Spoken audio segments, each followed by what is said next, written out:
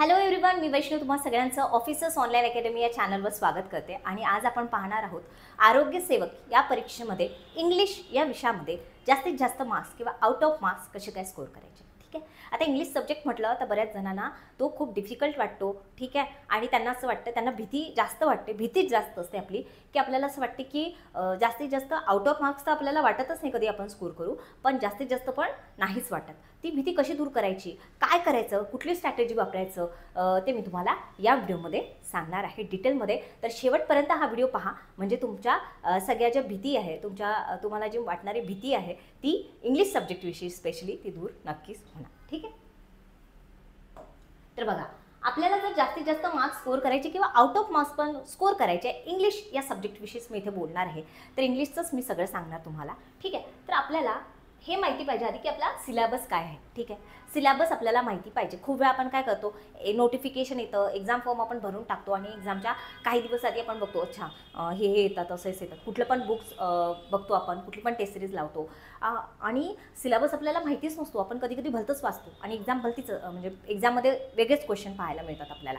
तसं करायचं आहे का? नाही, तसं तर आपल्याला करायचंच नाही. आपल्याला सर्वात पहिले तर नोटिफिकेशनची वाटच नाही पाहिजे. आपला अभ्यास चालूच ठेवायचा आपल्याला, जेणेकरून जसं जसं नोटिफिकेशन येईल वेगवेगळ्या एक्झामचं, तर आपण काय करू शकू, रेडी राहू. ठीक आहे, रेडी राहू आपण.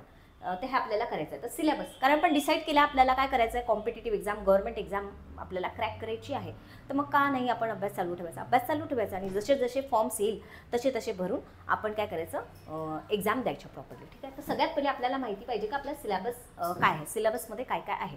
ठीक आहे, आता सिलेबसमध्ये काय काय आहे, इंग्लिश सब्जेक्ट जर आपण बघितला तर त्याच्यामध्ये ग्रामर आहे, त्याच्यानंतर ग्रामर झालं, त्याच्यानंतर इडियम्स आणि फ्रेजेस आहे, वन वर्ड सबस्टिट्यूशन आहे, काही काही नवीन गोष्टी पण आल्या आहे. ठीक आहे, तर हे सगळं आपल्याला माहिती पाहिजे की नाही, ते हे आपण सर्वात पहिले काय करायचं, चेक करायचं. खूप इम्पॉर्टंट फॅक्टर आहे. ठीक आहे, कुठली पण एक्झाम बघितली आपण तर सगळ्यात पहिले आपल्याला माहिती पाहिजे की त्याचा सिलेबस काय. आणि दुसरं आहे, हे ठीक झालं. आता सेकंड टिक काय, एक्झाम पॅटर्न. एक्झाम पॅटर्न खूप इम्पॉर्टंट आहे. बघा, क्वेश्चन कुठल्या प्रकारे विचारतात आपल्याला हे तर माहिती पाहिजे ना. ठीक आहे, प्रत्येक एक्झामचा एक वेगवेगळा पॅटर्न असतो. ठीक आहे, तर त्याच्यामुळे आपल्याला हे माहिती पाहिजे की एक्झाम पॅटर्न कसा आहे याचा नेमका, आणि ते कुठून कळणार आपल्याला, ते आपल्याला कळणार मागील प्रश्नपत्रिकेचं विश्लेषण. ठीक आहे, त्याला काय म्हणतो आपण, PYQ. काय म्हणतो, PYQ म्हणजेच काय, प्रिव्हियस इयर क्वेश्चन्स. ठीक आहे, याचं ॲनालिसिस करणं, याचं विश्लेषण करणं, मागील प्रश्नपत्रिकेचं विश्लेषण करणं खूप खूप गरजेचं आहे. काय, मागील प्रश्नपत्रिकेचं विश्लेषण. ठीक आहे, आता बघा ना, तुम्ही जेव्हा मागील प्रश्नपत्रिका बघाल तर तुम्हाला काय माहिती होईल की अच्छा, डिग्रीवर ना 2 क्वेश्चन विचारले आहे आणि डिग्रीवर ना खूप सिंपल क्वेश्चन विचारले आहे, ग्रामर खूप नाही विचारलं आहे. ठीक आहे, म्हणजे असं तुम्ही काय करू शकाल, पेपर बघितला आपण की अच्छा इथे येत आहे, पॅसेज येतो आहे बरं का, पोएम पण येत आहे, पोएमवर पण क्वेश्चन येत आहे, असं मी तुम्हाला एक्झाम्पल देत आहे. या एक्झाममध्ये काय ते मी तुम्हाला सांगतेच. ठीक आहे, तर म्हणून आपल्याला काय माहिती पाहिजे, हे पाहिजे. ठीक आहे, एक झालं. आणि तिसरं की आपली एक्झाम कोण कंडक्ट करतं. ठीक आहे, कोण कंडक्ट करतं म्हणजे काय, कोण घेतं आपली एक्झाम. बघा, आता जर TCSने एक्झाम घेतली तर त्याचा पूर्ण फोकस कशावर असतो, ग्रामरवर. ठीक आहे, पूर्ण फोकस असतो ग्रामरवर. आणि जर IBPS पॅटर्न बघितलं आपण, IBPS पॅटर्न बघितलं तर त्यांचं फोकस असतं तुमचं अंडरस्टँडिंग कसं आहे.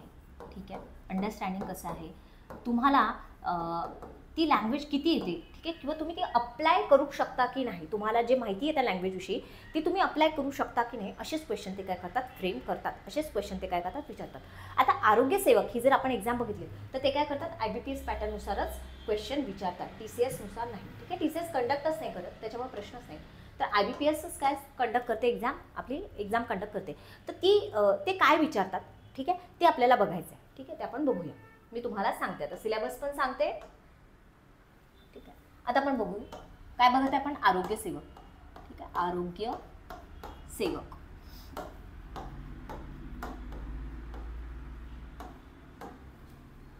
कोण कंडक्ट करतं, कोण घेतं एक्झाम, IBPS.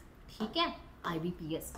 किती क्वेश्चन्स असतात आपल्याला, 15 क्वेश्चन्स असतात, बरोबर. आणि 30 मार्क्स असतात, 30 गुण असतात, बरोबर. आणि निगेटिव्ह मार्किंग नसते.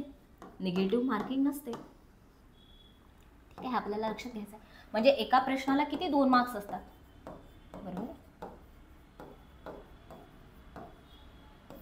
हे आता आपल्याला माहिती झालं. ठीक आहे, 15 क्वेश्चन असतात, 30 मार्क्स असतात, निगेटिव्ह मार्किंग नसते, जे की खूप इम्पॉर्टंट आहे. आणि एका क्वेश्चनला किती मार्क्स असतात, 2 मार्क्स असतात. आता ते माहिती झालं. आता आपण बघूया सिलेबस काय असतो. ठीक आहे, सिलेबस जर आपण बघितला ना, सिलेबसमध्ये ग्रामर फार कमी असतं, पण असं नाही की ग्रामर बिलकुलच नसतं. ठीक आहे, फक्त तेवढं जास्त ग्रामर ते विचारत नाही, क्वेश्चन्स नाही विचारत, पण तुमची अंडरस्टँडिंग तुम्हाला पाहिजेच इंग्लिश लँग्वेजची. ठीक आहे, त्याच्यामुळे तुम्हाला ग्रामरचं पण नॉलेज पाहिजेच पाहिजे.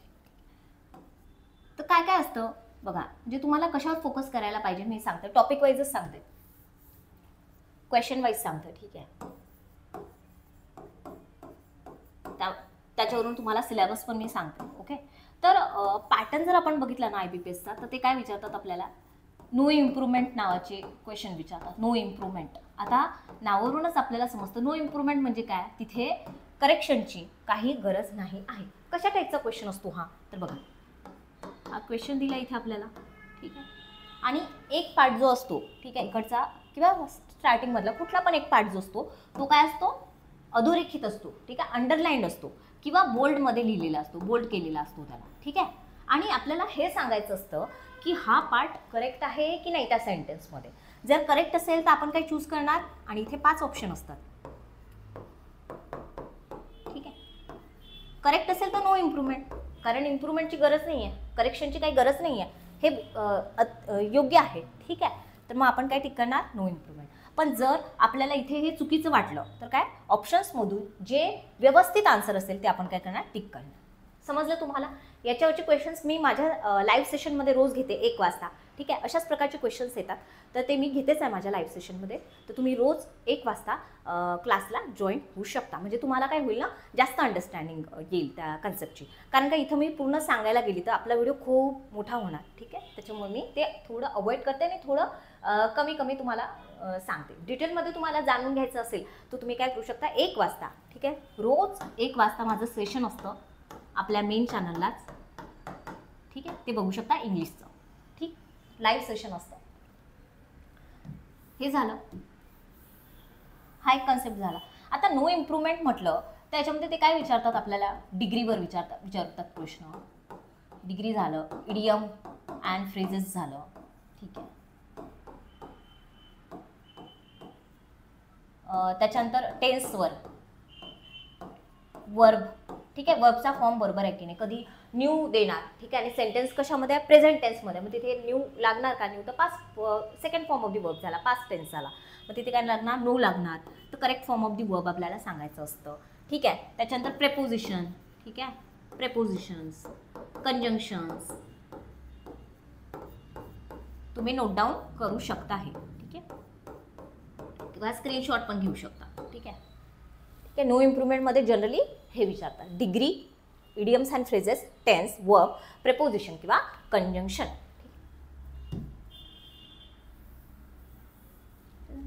त्याच्यानंतर बघा वोकॅबलरी आपली खूप जास्त स्ट्रॉंग पाहिजे. ठीक आहे, या एक्झाममध्ये खूप जास्त आपल्याला काय करते, हेल्प करते स्कोर करायला. वोकॅबलरीमध्ये काय काय आलं, सिनोनिम आलं, अँटोनिम आलं, काय काय आलं, सिनोनिम्स आलं, अँटोनिम्स आलं. त्याच्यानंतर काय आलं, वन वर्ड सबस्टिट्यूशन आलं. ठीक आहे, काय आलं, वन वर्ड सबस्टिट्यूशन आलं. त्याच्यानंतर ना होमोनिम्स पण विचारतात. होमोनिम्स म्हणजे काय असतं नेमकं, तर बघा, जर एखाद्या शब्दाचं स्पेलिंग सेम आहे किंवा त्याचं प्रोनाऊन्सिएशन, त्याचा उच्चार सेम आहे पण त्याचे मिनिंग वेगळे आहे. जसं बँक. ठीक आहे, एका बँकचा मिनिंग काय होतो, नदीची काठ. एक बँक आपल्याला माहिती आहे, आपली जी बँक असते. ठीक आहे, त्याच्यानंतर देअर, THE. ठीक आहे, काय असते, देअर. आता एक्झाम्पल देते मी तुम्हाला, वेगवेगळे एक्झाम्पल पण राहू शकतात. ठीक आहे, देअर. ओके, आता बघा ना, स्पेलिंग वेगळं आहे, प्रोनाऊन्सिएशन, उच्चार काय सेम आहे, पण सेंटेन्समध्ये कुठला देअर पाहिजे. ठीक आहे, हे आपल्याला समजायला पाहिजे. असे पण क्वेश्चन विचारू शकतात. तर आपल्याला हे पण काय करायचं आहे, लक्षात ठेवायचं आहे. मी तुम्हाला सजेस्ट करेल की आपल्याला काय करायचं आहे, जास्तीत जास्त वोकॅबलरी, ठीक आहे, शब्दसंग्रह याच्यावरच काय करायचं, फोकस करायचा आहे. का, तर तुम्हाला जास्तीत जास्त मार्क्स मिळवून देणारं जर कुठलं असेल तर ते आहे व्होकॅब्युलरी. ते कसं मी तुम्हाला सांगते. व्होकॅब्युलरी जर तुम्ही स्ट्रॉंग केली तर तुम्हाला सिनोनिम अँटोनिम्स ते विचारतात सेपरेट, त्याच्यामध्ये तुम्ही मार्क्स स्कोर करू शकता. त्याच्यानंतर होमोनिम्स ते पण आलं, वन वर्ड सबस्टिट्यूशन ते पण आलं, ह्याच्यावर वेगवेगळे क्वेश्चन असतात. ठीक आहे. दुसरी गोष्ट, तुम्ही एक गोष्ट नोटीस करा, आरसी म्हणजे पॅसेज येतो की नाही आपल्याला, आरसी म्हणजे पॅसेज येतो आपल्याला, बरोबर आहे. हे मी सध्याचं मिटवते.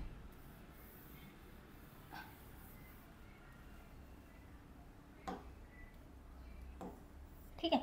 आरसी म्हणजे काय, पॅसेज ज्याला आपण म्हणतो, तो तुम्हाला जर कठीण जात असेल तर तुम्ही काय करू शकता, 1 ते 2 क्वेश्चन कशावर असतात, व्होकॅबवरच असतात. ठीक आहे. ते काय विचारतात की या पॅसेजमध्ये हा जो शब्द दिलेला आहे त्या शब्दाचा मिनिंग तुम्ही सांगा, सिनोनिम सांगा किंवा अँटोनिम सांगा. 1 ते 2 क्वेश्चन असतात जनरली. ठीक आहे. तर ते तुम्ही काय करू शकता, ते तुम्ही इझिली सॉल्व्ह करू शकता कधी जर तुम्हाला व्होकॅब्युलरी जर तुमची स्ट्रॉंग झाली तर. ठीक आहे. तो एक झालं. त्याच्यानंतर नो इम्प्रूव्हमेंटमध्ये पण ते कधी कधी विचारतात आपल्याला, काय विचारतात, सिनोनिम बेस क्वेश्चन विचारतात म्हणून. आणि फिलर. ठीक आहे. फिलर हा आवडता टॉपिक आहे IBPS पॅटर्नचा. फिलर म्हणजे काय असतं, रिकाम्या जागा म्हणजे काय, फिल इन द ब्लँक. ठीक आहे. Fill in the blank, fill in the blank. ठीक आहे. ह्याच्यामध्ये पण ते काय विचारतात, व्होकॅब्युलरी आपल्याला विचारतात. मग आपल्याला मिनिंगच नसेल माहिती तर आपण कसं काय सांगणार.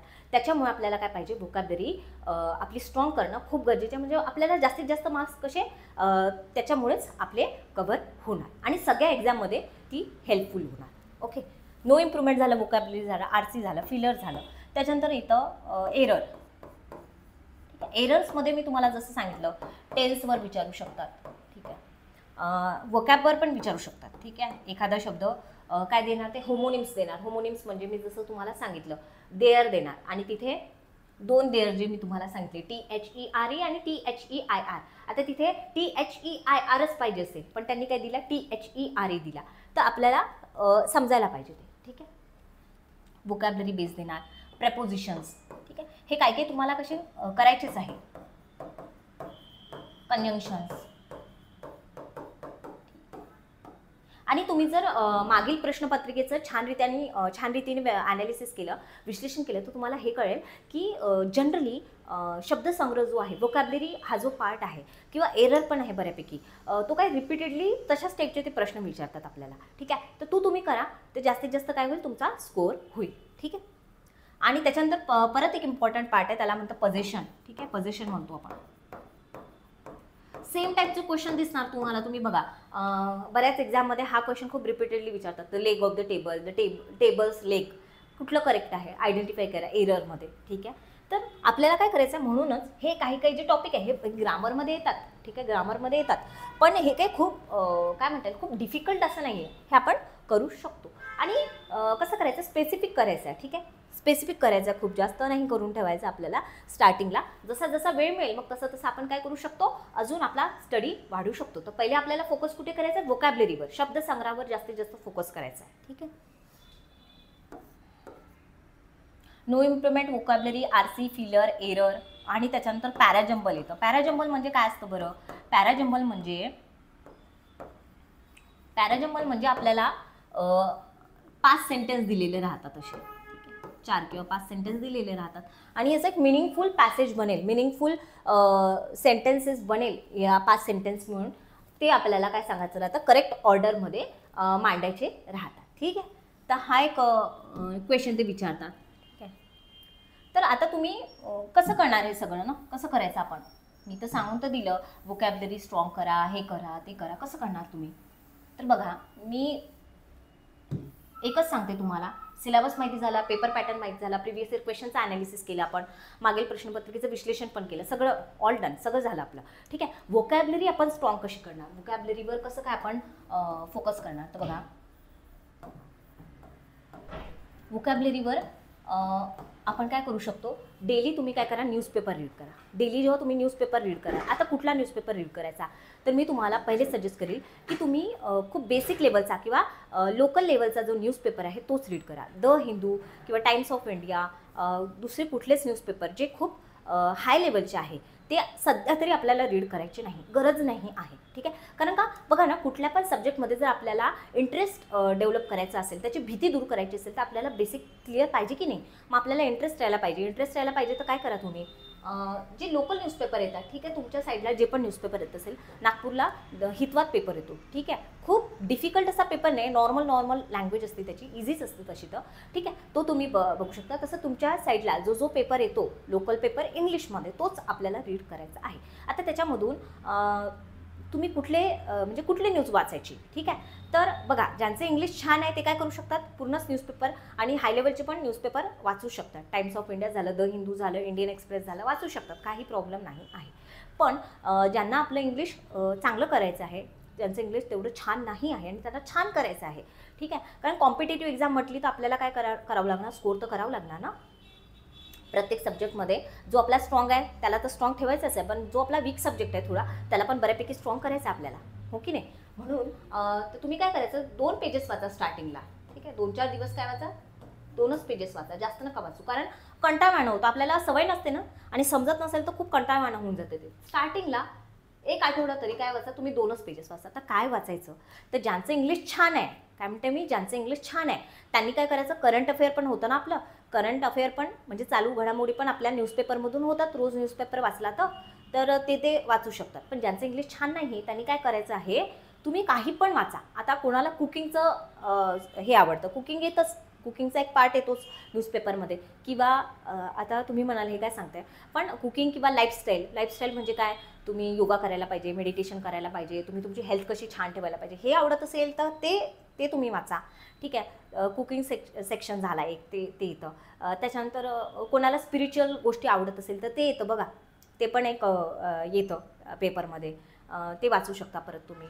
त्याच्यानंतर आता बघा, मला फक्त काय पाहिजे की तुमचं इंग्लिश छान झालं पाहिजे, त्याच्यासाठीच मी तुम्हाला हे सांगत आहे. हे काय मी चुकीचं नाही सांगत आहे, पण तुम्हाला आता समजा फिल्म इंडस्ट्रीमध्ये किंवा अशा गोष्टींमध्ये इंटरेस्ट असेल, तिथे तो पण कॉलम येतो. आपल्याला काय करायचं आहे, आपल्याला फक्त आपली इंग्लिश चांगली करायची आहे, ठीक आहे. तर त्याच्यामध्ये पण वेगवेगळे फ्रेजेस येतात, कन्स्ट्रक्शन वेगवेगळं असतं, आपल्याला खूप काही त्याच्यातून कळतं, आपल्याला ते पण रीड करता येईल, ठीक आहे, काही हरकत नाही. किंवा तुम्ही काय करू शकता, तुमच्याकडे कुठलं स्टोरी बुक असेल ते वाचा, तुम्ही ते स्टार्ट करा, ठीक आहे. हळूहळू मग काय करा, 5 पेजेस करा, हळूहळू काय करा, 5 पेजेस करा, हळूहळू 5 पेजेस करा, असं मग वाढवत जा.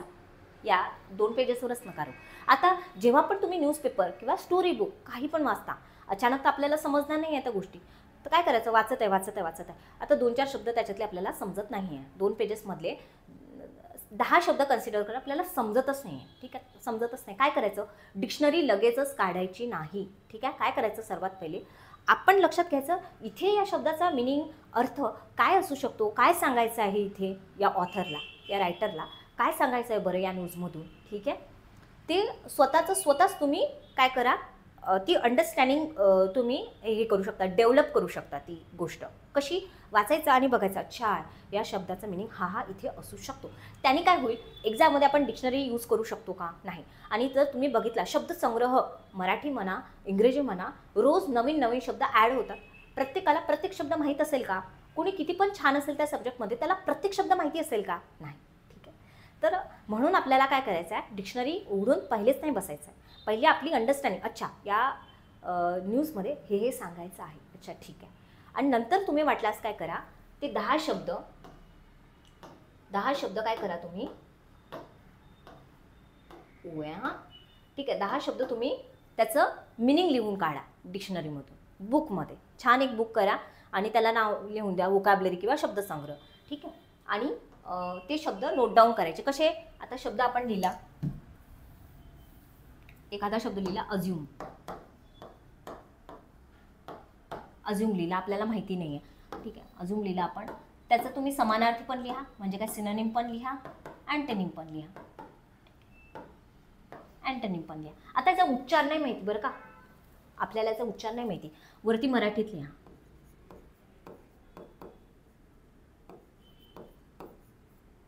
ठीक आहे, वरती मराठीत लिहा. आपली बुक आहे, आपल्याला स्टडी करायची, आपल्याला आपला इंग्लिश सब्जेक्ट चांगला करायचा तर काय करायचं, इथे लिहायचं, ठीक आहे, काही हरकत नाही, ठीक आहे. आता याने काय होईल, याने तुमचं स्पेलिंग पण करेक्ट होईल, ठीक आहे. एक टॉपिक मी विसरली तुम्हाला सांगायला, त्याच्यामध्ये काय येतं, करेक्टली स्पेल्ड वर्ड आणि इनकरेक्टली स्पेल्ड वर्ड, ठीक आहे. वोकॅब्युलरीचाच पार्ट आहे तो, करेक्टली आणि इनकरेक्टली स्पेल्ड वर्ड, असे 2 प्रश्न ते विचारतात, ठीक आहे. म्हणजे काय, स्पेलिंग ओळखायचं राहतं आपल्याला फक्त.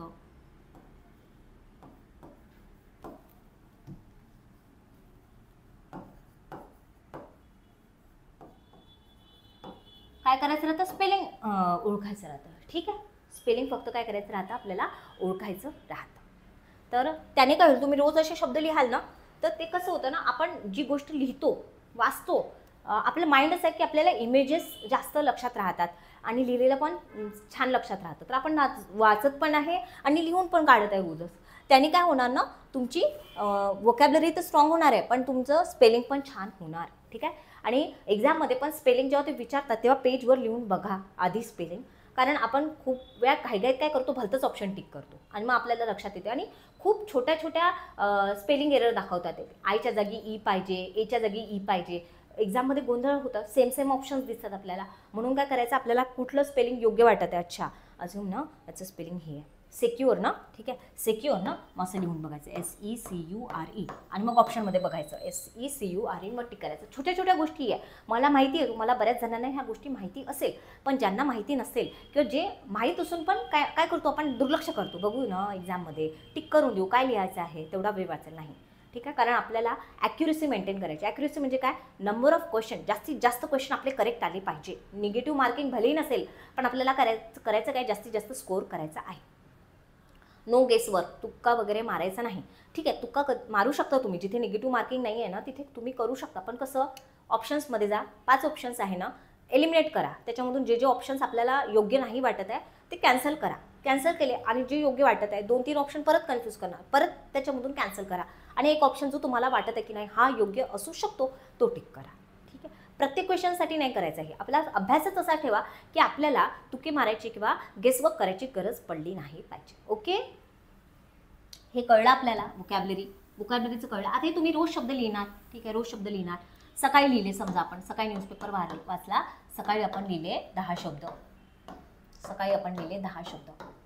ठीक आहे, आता काय करायचं, सकाळी हे वाचले आपण शब्द, परत काय करायचं, संध्याकाळी झोपताना किंवा रात्री झोपताना, संध्याकाळी किंवा रात्री. ठीक आहे, स्पेशली झोपायच्या आधीच तुम्ही काय करायचं, खूप लवकर क्विकली काय करायचं, हे 10 शब्द परत वाचून काढायचे. ठीक आहे, आणि परत काय करायचं, दुसऱ्या दिवशी उठून परत रिव्हिजन करायची.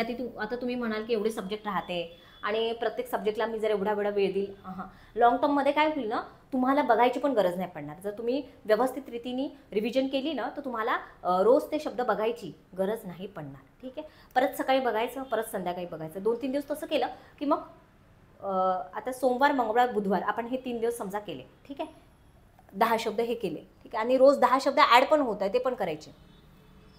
मग कधी दुपारी रिव्हिजन करायची, कधी संध्याकाळी करायचं, कसं पण मॅनेज करायचं, जसं जसं वेळ मिळेल. हार्डली किती वेळ लागतो याला, चला अर्धा तास लागेल जास्तीत जास्त. सुरुवातीला मी तर म्हणते चला 1 घंटा पकडून घ्या, पण आपला तो 1 तास काय होईल, कुठल्या कामात जात्या, अभ्यासात जात्या, असं 1 तास 2 तास आपले कुठे नाही जात. आणि आपल्याला जर स्कोर करायचा, आपण हे ठाणलं आहे की नाही मला कॉम्पिटेटिव्ह एक्झाम क्रॅक करायचीच आहे, तर का नाही द्यायचा वेळ मग. ठीक आहे, आणि जो वीक सब्जेक्ट आहे आपला, जो तेवढा छान नाही आहे, त्याच्यावर पण आपल्याला जास्तीत जास्त फोकस ठेवायचा आहे. ठीक आहे, तर जाईल ना स्टार्टिंगला वेळ, पण नंतर जसं जसं आपलं पाठांतर होतं ना, आपल्याला गरजच नाही पडत, तो बघायची पण गरज नाही पडत, आपलं एवढं स्ट्रॉंग होऊन जाते ते. आणि मग काय करायचं, आठवड्याला रिव्हिजन करायची, आठवड्या टू आठवडा, वीक टू वीक, त्याच्यानंतर मंथली. ठीक आहे, म्हणजे काय होणार ना, तुम्हाला काही दिवसांनी ते बघायची पण गरज नाही पडणार, एवढं ते फिट बसणार डोक्यात. एक दिवस केलं आणि नंतर केलंच नाही तर काय होणार, ती मेहनत वाया जाणार. ठीक आहे, मग तुमची वोकॅब्लरी स्ट्रॉंग होणार नाही. दुसरी गोष्ट तुम्हाला काय करायचं आहे ना, तुमचा ग्रुप असेल व्हॉट्सअप, टेलिग्राम किंवा तुम्ही क्लास कुठे जॉईन केला असेल, तिथे जास्तीत जास्त शब्द यूज करायचे आहे. भले ते चुकू द्या, काही हरकत नाही आहे. कोणी तुम्हाला सांगेल, करेक्ट करेल, अरे इथे हा नाही हा शब्द येतो, त्यामुळे तुमचं काय होईल, अच्छा इथे असा शब्द वापरतात, हा नाही वापरत, हे तुमचं होईल. कोणी मस्करी करत असेल तर तशा ठिकाणी बोलूच नका तुम्ही, तसा ग्रुपमध्ये पहिली गोष्ट तर राहूच नका. कारण जे सिरियस आहे, ज्यांना काहीतरी करायचं आहे, ते थट्टा मस्करी करणार नाही. एखाद्या वेळेस चालतेच, पण नेहमी थट्टा मस्करी बरोबर नाही. त्यामुळे तुमचा सब्जेक्ट कसा कधी स्ट्रॉंग होणार नाही. ठीक आहे, परत तुम्ही काय करू शकता, परत तुम्ही इंग्लिश मूवीज जे आहे, ठीक आहे, किंवा सिरीज येतात, वेब सिरीज येतात, किंवा आता कार्टून्स पण येतात ना, बऱ्याच जणांना ते पण आवडतं. तर थोडा वेळ काढायचा कधीतरी, कारण आपण 24 तास तर अभ्यास नाही करत आणि करायला पण नाही पाहिजे. थोडा मध्ये तुम्ही जेव्हा ब्रेक घेता ना, तेव्हा तुम्ही हे बघू शकता. पण कसं बघायचं, विथ सबटायटल बघायचं, सबटायटल्स बघायचं. ठीक आहे, सबटायटल्स असायला पाहिजे. ठीक आहे, याने काय होईल, याने पण तुमची काय होईल, अंडरस्टँडिंग वाढेल, खरंच वाढेल. करून बघा. चांगले चांगले मूवीज आहे, इन्स्पिरेशनल पण मूवीज आहे इंग्लिशमध्ये पण, ते बघा तुम्ही. ठीक आहे, जसा जसा जेव्हा जेव्हा वेळ मिळतो तेव्हा करा. हे पण एका प्रकारे अभ्यासच आहे ना, अभ्यास पण आहे आणि तुमचं थोडं तुम्ही रिफ्रेश पण होता, माइंड तुमचं काय होतं, रिफ्रेश होते. आणि परत माइंड जसं फ्रेश झाला तसं तुम्ही पुन्हा जेव्हा अभ्यासाला बसता ना तेव्हा तुम्ही दुप्पट तिप्पट अभ्यास करता. कंटिन्युअसली अभ्यास कराल ना तर ते थोडं काय होतं ना, अभ्यास तेवढा छान लक्षात नाही राहत. गॅप पण घ्यायला पाहिजे, ब्रेक पण घ्यायला पाहिजे मध्ये मध्ये. ठीक आहे, तर हे मी तुम्हाला सांगितलं. तर सगळं काही तुम्हाला जर डाऊट्स असेल किंवा तुम्हाला समजलं नसेल माझं बोललेलं, काही टॉपिक क्लिअर नसेल झालं, तर तुम्ही तुमचं कमेंट सेक्शनमध्ये सांगू शकता. ठीक, तर बघा मी सांगितलं तुम्हाला काय असतं, सिनोनिम, अँटोनिम्स. ठीक आहे, स्पेलिंग टेस्ट असतं, एरर असतं, पॅसेज असतं, सबस्टिट्यूशन, सेंटेन्स अरेंजमेंटलाच आपण काय म्हणतो, पॅराजंबल म्हणतो. ठीक आहे, इडियम्स आणि फ्रेजेस, इम्प्रूव्हमेंट आणि एरर कनेक्शन, हे सगळं झालेलंच आहे. ठीक आहे,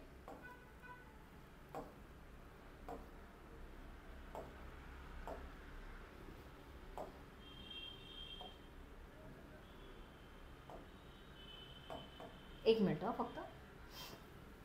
तर आपल्या ऑफिसर्स ऑनलाईन अकॅडमी यांच्यातर्फे जे स्टुडंट्स, जे विद्यार्थी आरोग्य सेविका या एक्झामसाठी, या परीक्षेसाठी प्रिपेअर करत असेल, तर आपल्याकडे ऑलरेडी काय झालं आहे, क्लासेस सुरू झाले आहे आणि त्या क्लासेसमध्ये तुम्ही ॲडमिशन घेऊ शकता. तर तुम्हाला या क्लासेसमध्ये काय काय मिळणार आहे बघा.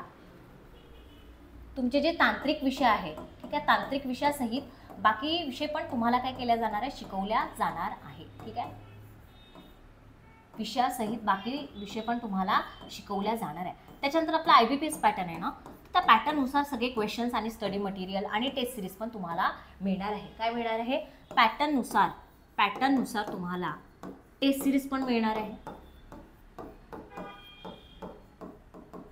ई-बुक्स पण मिळणार आहे. ठीक आहे, कारण पॅटर्ननुसार नसेल आणि तुम्ही भलता स्टडी करत असाल तो काही कामाचा नाही. टेस्ट सिरीज झालं, ई-बुक्स झालं, त्याच्यानंतर तुम्ही काय करू शकता, लाईव्ह प्लस रेकॉर्डेड लेक्चर बघू शकता. त्याच्यानंतर मागील प्रश्नपत्रिकेचं विश्लेषण, त्यालाच काय म्हणतो आपण, प्रिव्हियस इयर क्वेश्चनचं ॲनालिसिस, जे की खूप इम्पॉर्टंट आहे, ते पण या बॅचमध्ये इन्क्लूड आहे. ठीक आहे, हे सगळं तुम्हाला काय मिळणार आहे, या एका बॅचमध्येच मिळणार आहे. याच्यासाठी एक्स्ट्रा पे करायची गरज नाही, सगळं मिळणार आहे. स्टडी मटेरियल, ई-बुक्स, त्याच्यानंतर टेस्ट सिरीज, त्याच्यानंतर PYQ, हे सगळं तुम्हाला मिळणार आहे. तसेच तुमचे जर काही डाऊट्स असेल ते पण आम्ही सॉल्व्ह करू. ओके, आता लाईव्ह प्लस रेकॉर्डेड लेक्चर म्हणजे काय, आता एखादं लाईव्ह लेक्चर असेल आणि ते कुठल्या कारणाने तुम्ही अटेंड नाही करू शकले, मिस झालं, ते तुम्ही बघू नाही शकले, तर तुम्ही काय करू शकता, नंतर तो व्हिडिओ डाउनलोड करून किती पण वेळा बघू शकता. ओके, एखादा कन्सेप्ट क्लिअर नसेल आपल्याला, एखादा चॅप्टर नाही समजला आपल्याला, तर काय करायचं, परत तो व्हिडिओ डाउनलोड करून ठेवायचा आणि तो किती पण वेळा तुम्ही बघू शकता. असं काहीच नाही की तुम्ही बघू नाही शकत. ठीक आहे, number of times, unlimited times तुम्ही तो बघू शकता. तर या कोर्सविषयी तुम्हाला जर जास्त माहिती पाहिजे असेल तर तुम्ही काय करू शकता, आमचा जो नंबर आहे त्या नंबरवर व्हॉट्सअप किंवा टेलिग्रामला मेसेज करू शकता. ठीक आहे, तसंच जे आमचं ॲप आहे ते पण तुम्ही काय करा, डाउनलोड करून ठेवा, म्हणजे तुम्हाला वेगवेगळ्या कोर्सेसची माहिती, वेगवेगळ्या बॅचेस आणि वेगवेगळे जे आपले लाईव्ह क्लासेस वगैरे होतात ते पण तुम्हाला काय मिळणार, पाहायला मिळणार. तसंच जे आपले यूट्यूब चॅनल आहे त्याला पण सबस्क्राईब करा आणि नोटिफिकेशन बटन जे आहे ते ऑन करा. का, कारण का आपल्याकडे जे क्लासेस होतात ते किंवा कुठल्या अपडेट्स आल्या त्या पण तुम्हाला नोटिफिकेशनद्वारा माहिती होणार. ओके, ठीक आहे, तर तुम्ही काय करू शकता, तसंच आरोग्य सेवक झालं, त्याच्यानंतर अंगणवाडी भरती झालं, TET झालं, शिक्षक पात्रता परीक्षा झालं, त्याच्यानंतर ग्रामसेवक झालं, त्याच्यानंतर सरळ सेवा भरती झालं, पोलीस भरती झालं, पोलीस ड्रायव्हर झाला, फोरेन्सिक लॅब भरती, अशा वेगवेगळ्या बॅचेस आपल्याकडे अवेलेबल आहे. त्याची इन्क्वायरी, त्याची जी माहिती आहे ती तुम्हाला आमच्या नंबरवरून मिळून जाईल. तुम्हाला काय करायचं आहे, 8010457760 या नंबरला व्हॉट्सअप किंवा टेलिग्रामला मेसेज करायचा आहे. आणि आता गुढीपाडवा आहे, तर गुढीपाडवानिमित्त काही काही कोर्सेसवरनं ऑफर्स चालू आहे, त्याचा तुम्ही फायदा घेऊ शकता. जसं की तुम्ही मागे बघू शकता, अंगणवाडी परिवीक्षिका या एक्झामसाठी 50% ऑफर आपल्याकडे सुरू आहे आणि फक्त 2 दिवसासाठी ऑफर आहे, 9 आणि 10 एप्रिल. तर तुमचे जर मित्रमंडळी असेल, मैत्रिणी असेल ज्या अंगणवाडी परीक्षेसाठी तयारी करत आहे त्यांना तुम्ही सांगू शकता. ठीक आहे, आणि आरोग्य सेवकसाठी पण आपल्याकडे बॅच ऑलरेडी सुरू झाली आहे आणि अजून पण ॲडमिशन्स आहे. तर तुम्ही त्याच्यामध्ये पण एनरोल करू शकता, ती बॅच घेऊ शकता. ठीक आहे, तर छान अभ्यास करा, छान राहा. जर तुम्हाला काही अडचण असेल, जर काही डाऊट्स तुमचे राहिले असेल तर ते तुम्ही कमेंट सेक्शनमध्ये कमेंट करा. भेटूया नेक्स्ट व्हिडिओमध्ये. आणि माझं रोज 1 वाजता इंग्लिशचं लाईव्ह लेक्चर असतं, 1 वाजता दुपारी, ते तुम्ही बघू शकता. म्हणजे काय होईल, तुमचे इंग्लिशचे जे कन्सेप्ट्स आहेत ते क्लिअर होणार. आणि तुम्हाला जर काही डाऊट्स असेल तर कमेंट सेक्शनमध्ये तुम्ही कमेंट करा. तुम्हाला हा व्हिडिओ कसा वाटला ते नक्की सांगा. Thank you so much. छान राहा, छान अभ्यास करा. तोपर्यंत थँक्यू सो मच.